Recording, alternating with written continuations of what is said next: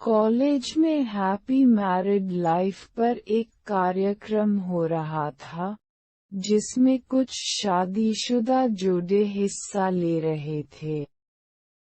जिस समय प्रोफेसर मंच पर आए उन्होंने नोट किया कि सभी पति पत्नी शादी पर जोक कर हंस रहे थे। ये देखकर प्रोफेसर ने कहा कि चलो पहले एक गेम खेलते हैं, उसके बाद अपने विषय पर बातें करेंगे। सभी खुश हो गए और कहा कौन सा गेम? प्रोफेसर ने एक मैरिड लड़की को खड़ा किया और कहा कि तुम ब्लैक बोर्ड पे ऐसे 25-30 लोगों के नाम लिखो जो तुम्हें सबसे अधिक प्यारे हों। लड़की ने पहले तो अपने परिवार के लोगों के नाम लिखे, फिर अपने सगे संबंधी, दोस्तों, पड़ोसी और सहकर्मियों के नाम लिख दिए। अब प्रोफेसर ने उसमें से कोई भी कम पसंद वाले 5 नाम मिटाने को कहा। लड़की ने अपने सहकर्मियों के नाम मिटा दिए। प्रोफेसर ने और 5 नाम मिटाने को कहा। लड़की ने थोड़ा सोचकर अपने पड़ोसियों के नाम मिटा दिए। अब प्रोफेसर ने और 10 नाम मिटाने को कहा। लड़की ने अपने सगे संबंधी और दोस्तों के नाम मिटा दिए। अब बोर्ड पर सिर्फ 4 नाम बचे थे, जो उसके मम्मी पापा, पति और बच्चे का नाम था। अब प्रोफेसर ने कहा इसमें से और 2 नाम मिटा दो।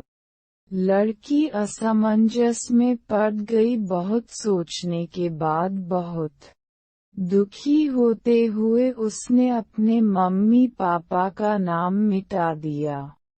सभी लोग स्तब्ध और शांत थे, क्योंकि वो जानते थे कि ये गेम सिर्फ वो लड़की ही नहीं खेल रही थी, उनके दिमाग में भी यही सब चल रहा था। अब सिर्फ 2 ही नाम बचे थे, पति और बेटे का। प्रोफेसर ने कहा और एक नाम मिटा दो।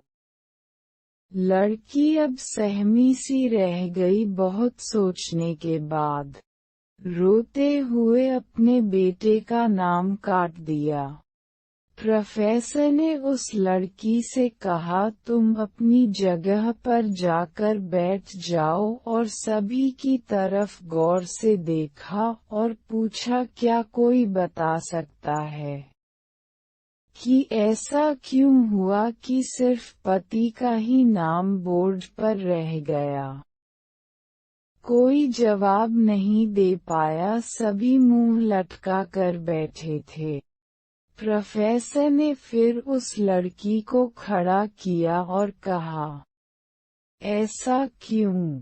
जिसने तुम्हें जन्म दिया और पाल पोस कर इतना बड़ा किया, उनका नाम तुमने मिटा दिया, और तुमने अपनी कोख से जिस बच्चे को जन्म दिया उसका भी नाम तुमने मिटा दिया।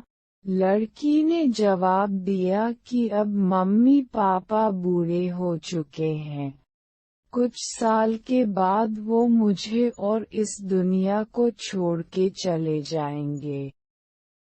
मेरा बेटा जब बड़ा हो जाएगा तो जरूरी नहीं कि वो शादी के बाद मेरे साथ ही रहे, लेकिन मेरे पति जब तक मेरी जान में जान है तब तक मेरा आधा शरीर बनके मेरा साथ निभाएंगे।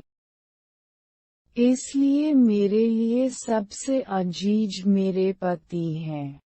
प्रोफेसर और बाकी स्टूडेंट ने तालियों की गूंज से लड़की को सलामी दी। प्रोफेसर ने कहा तुमने बिल्कुल सही कहा। कि तुम और सभी के बिना रह सकती हो पर अपने आधे अंग अर्थात अपने पति के बिना नहीं रह सकती है। मजाक मस्ती तक तो ठीक है, पर हर इंसान का अपना जीवन साथी ही उसको सबसे ज्यादा अजीज होता है।